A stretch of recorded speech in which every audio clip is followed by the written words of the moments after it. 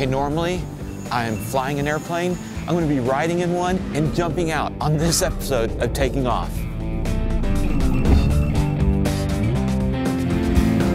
We're here in Overton, Nevada, just outside of Las Vegas, where we're going to be skydiving today. So we're here at Skydive Fyrosity, and they're going to take us up. It's going to be a great experience. Come on, let's find out more about the 182 that's used for jumping.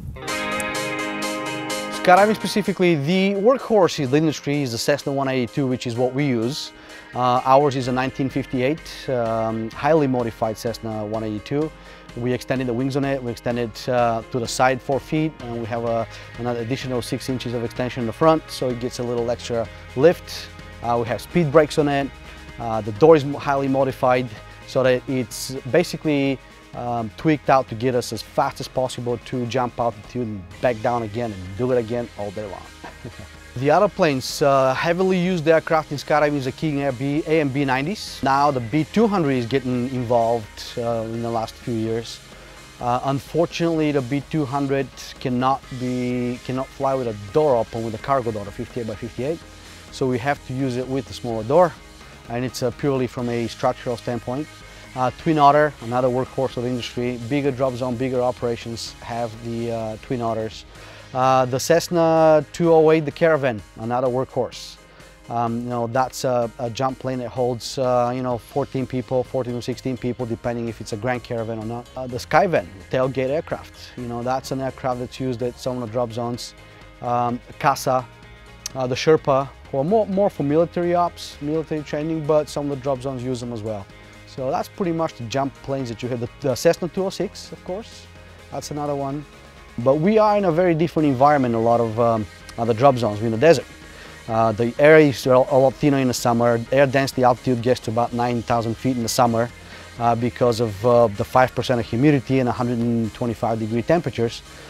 So we do have to have some of the modifications done to better, for more efficient workflow throughout the day.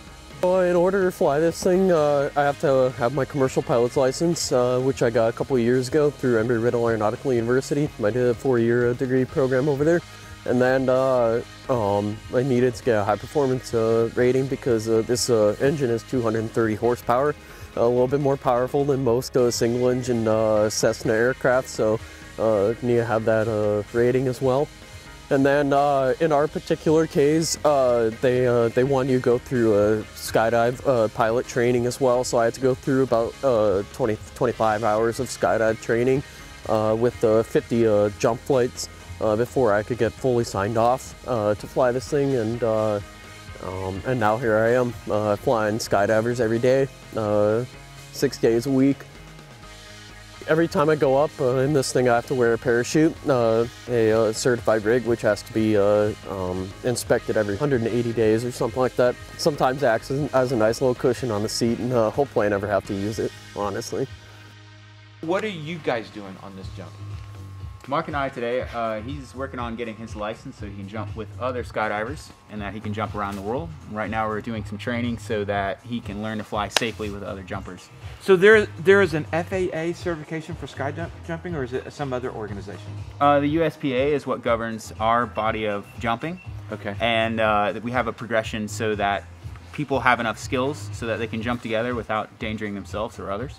Can people jump without this certification solo?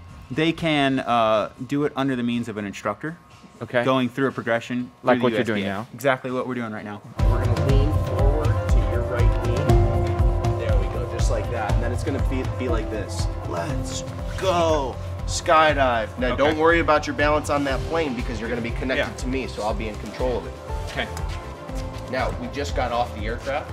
I want you to hold onto the harness just like this, and then you're going to push your pelvis forward like you're doing the limbo. Yeah, exactly. Perfect, just like that.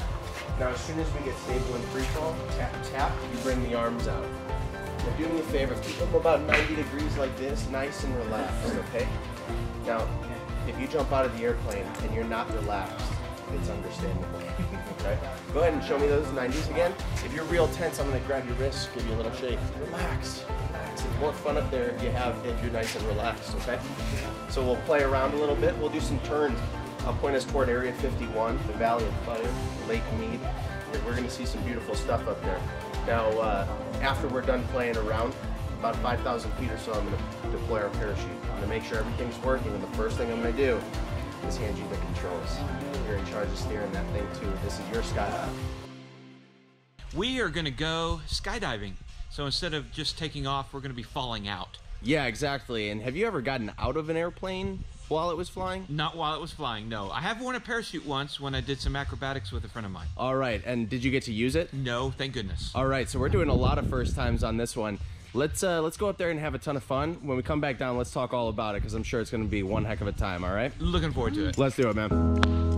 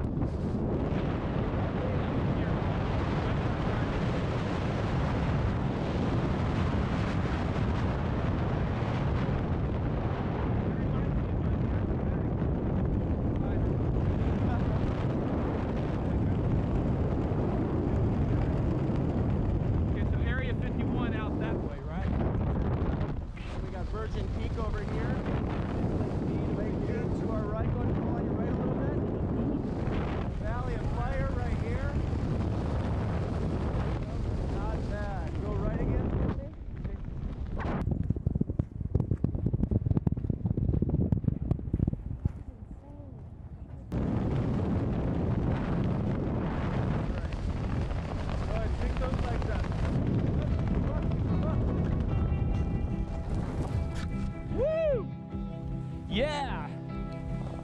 You know, is the flight up's the hardest part, but you know, being a pilot, I enjoy just being in an airplane, looking out over Area 51, looking at the Valley of Fire, looking out at Lake Mead, great views. So there's nothing wrong with spending some time going up in the plane. I'm thinking, you know, I'm just excited. I'm not nervous. Then the door opens. You get that little feeling in your stomach. And then it's, you know, muscle memory of what we've rehearsed, and we get to the door and then we go. And the cold air, man, it was intense. A lot of fun. Woo! What was the most exciting part about that entire experience? Letting go. Just letting go and knowing you're committed. There's no turning back. It's a beautiful feeling. It is. Awesome job. Floating. You did incredible. Thanks. Congratulations. Thanks, Welcome Michael. to skydiving.